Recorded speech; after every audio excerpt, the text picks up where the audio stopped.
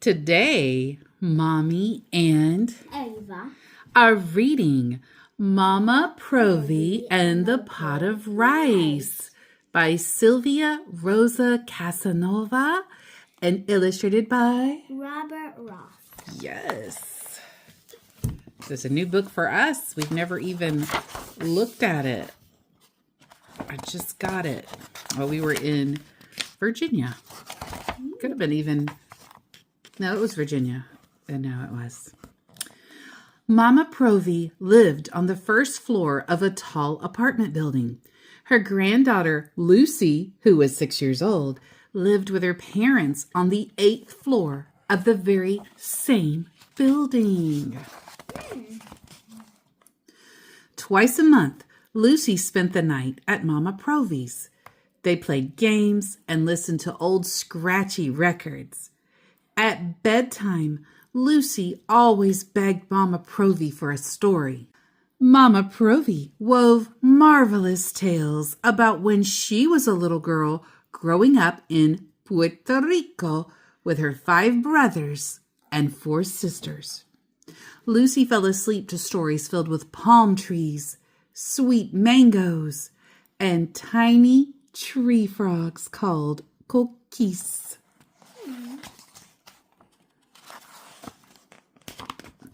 In the morning, Lucy helped Mama Provi cook breakfast.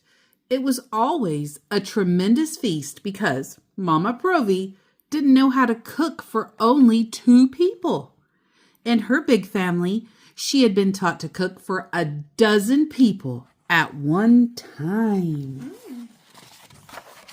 Yum. One Saturday, Lucy's mama called to say that Lucy had the chicken pox and would not be able to visit that evening. Lucy was very sad. Mama Provi wondered what she could do to cheer her up. Before long, Mama Provi had a wonderful idea. Lucy always said that Mama Provi made the best rice with chicken in the whole world. Ooh. And so Mama Provi took out her largest pot and set to make the most delicious arroz con pollo ever. She should make a butter chicken. Butter chicken? Yeah, yummy. When the rice had cooled just enough, Mama Provi packed the pot in an enormous shopping bag. She locked her door and started up the stairs to the 8th floor. Mama Provi never, ever rode the elevator. The pot of rice was heavy, and it was not long before Mama Provi had to stop to catch her breath. She was resting on the 2nd floor landing when a wondrous smell tickled her nose. She recognized the aroma instantly, and without giving it another thought, knocked briskly on apartment 2B. Mrs. Landers opened the door. "Excuse me for bothering you, Mrs. Landers, but is that your crusty white bread that I smell?" Mama Provi asked. Mrs. Landers said it was. "I wonder if you would trade a bit of your bread for a bowl of my arroz con pollo. I am taking this rice to Lucy, who is sick with the chicken pox, and a piece of your bread would go so well with it." Wow.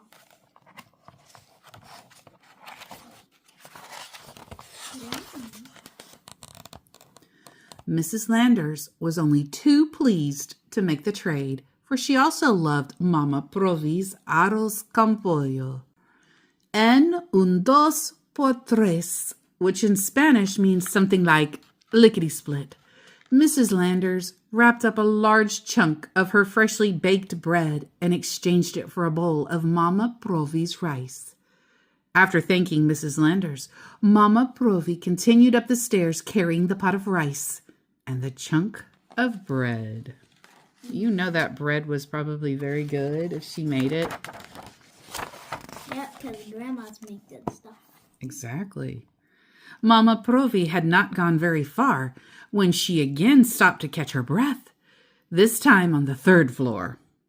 Again, a delightful smell tickled her nose.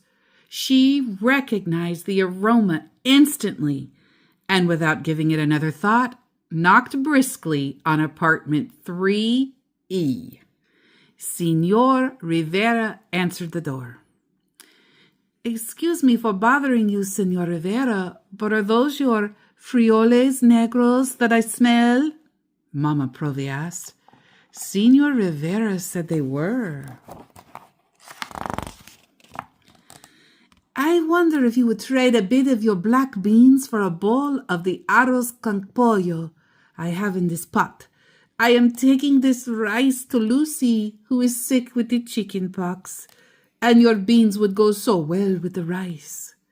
Senor Rivera was only too pleased to make the trade. En un dos por tres, he poured a generous helping of his beans into a container and exchanged it for a bowl of Mama Provi's rice. When Mama Provi reached the 4th floor, she was surprised to find Mrs. Bazzini from apartment 4G waiting for her. "Mrs. Landers called to tell me that you have a large pot of arroz con pollo that you're taking to Lucy," said Mrs. Bazzini. "I was wondering if you would trade a bowl for some of my fresh green salad." Mama Provi agreed immediately. A nice tossed salad would indeed go very well with her arroz con pollo. So, en un dos por tres, Mrs. Bazzini exchanged a bowl of salad for a bowl of Mama Provi's rice. At this point, I want to know what that chicken and rice tastes like, because it sounds pretty good that everybody else wants it. My mouth is watering. Mama Provi agreed immediately.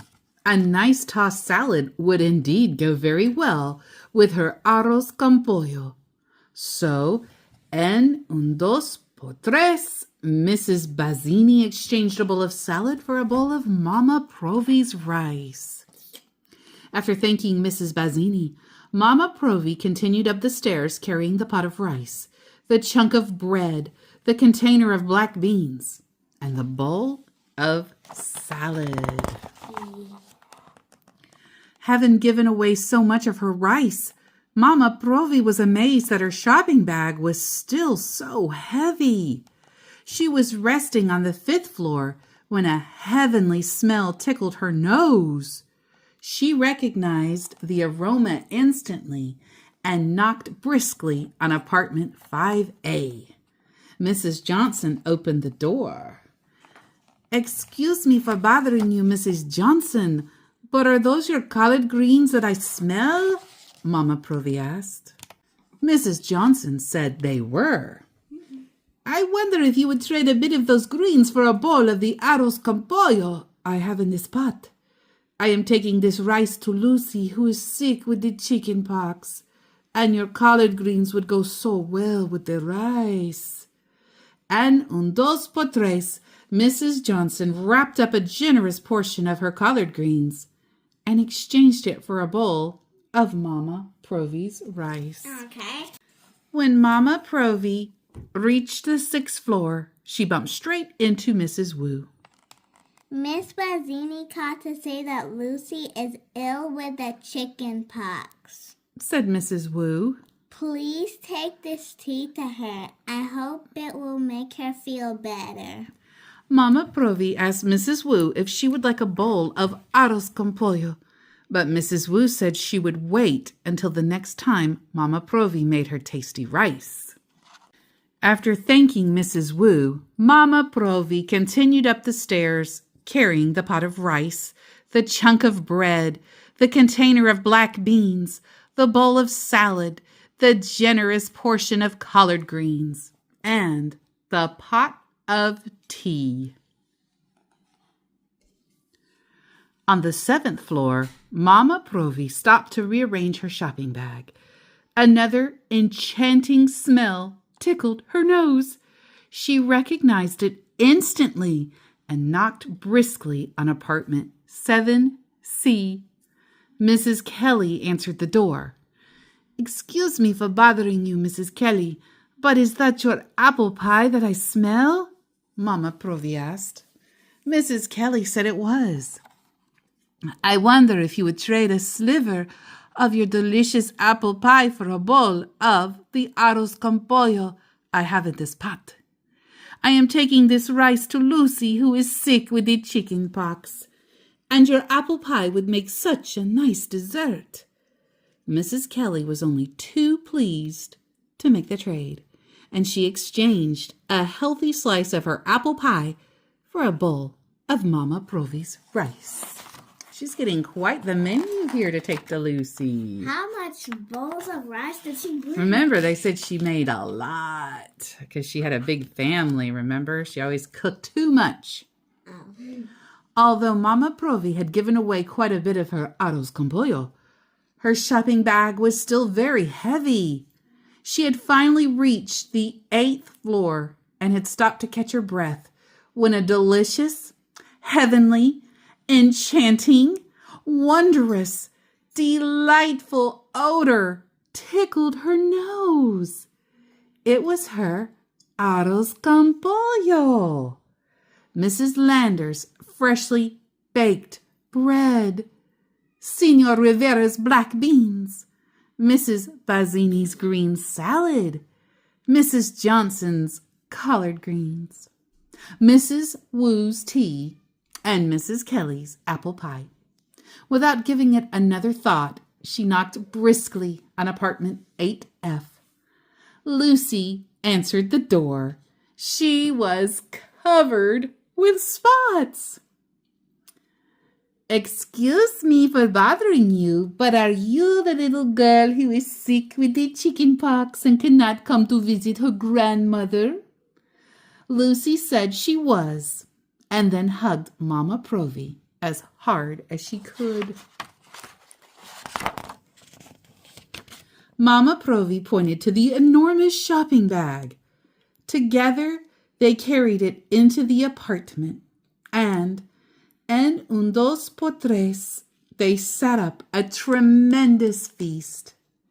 Let's eat, said Mama Provi. And that's exactly what they did. And you see in her pot there, she has a lot left. There's still a lot. She has a lot. The end. And thank you to everyone who stayed for the reading of Mama Provi and the Pot of Rice.